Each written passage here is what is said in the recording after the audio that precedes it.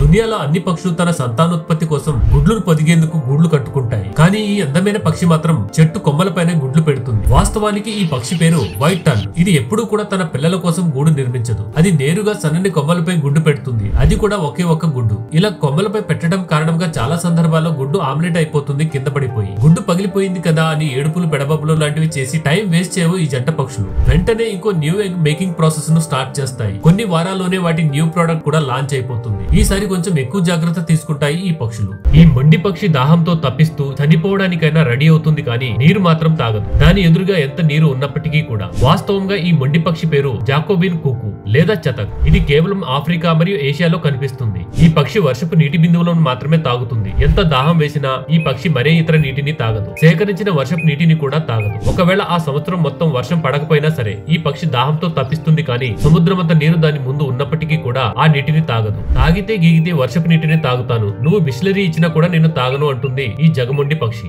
ఇక్కడ వీడియోలో చూస్తున్న పక్షి కేవలం ఒక పక్షి కాదు, ఇది ఒక ఏజెంట్. అవును, వాస్తవంగా ఈ పక్షి పేరు రేవన్. ఇది తోడేలు యొక్క ఏజెంట్. ఎప్పుడైనా ఎక్కడైనా ఈ పక్షికి దూరంగా ఎర కనిపిస్తే అది తోడేలుకు హింట్ ఇస్తుంది. అప్పుడు తోడేలు అక్కడికి వెళ్లి దాన్ని వేటాడుతుంది. ఆ వేటాడిన వేటలో కొంత భాగాన్ని రేవన్ కోసం వదిలేస్తుంది తోడేలు. అంతేకాదు ఈ రేవన్ బర్డ్స్ మరియు తోడేలు మంచి ఫ్రెండ్స్ కూడా. ఒకవేళ తోడేలుకు ఆపద ఉందని రేవన్ కి తెలియగానే వాటిని వార్న్ చేస్తుంది. ఇక్కడ ఆశ్చర్యపోయే విషయం ఏమిటంటే రేవన్ మరియు తోడేళ్ల ఫ్రెండ్షిప్ వందల సంవత్సరాల నుండి నడుస్తూ వస్తుంది. రెండు జాతులు పరస్పరం గౌరవించుకుంటాయి. ఫ్రెండ్స్ రేవన్ అనే మీకు కూడా మంచి ఫ్రెండ్స్ ఎవరు ఉన్నారా? కామెంట్ చేయండి.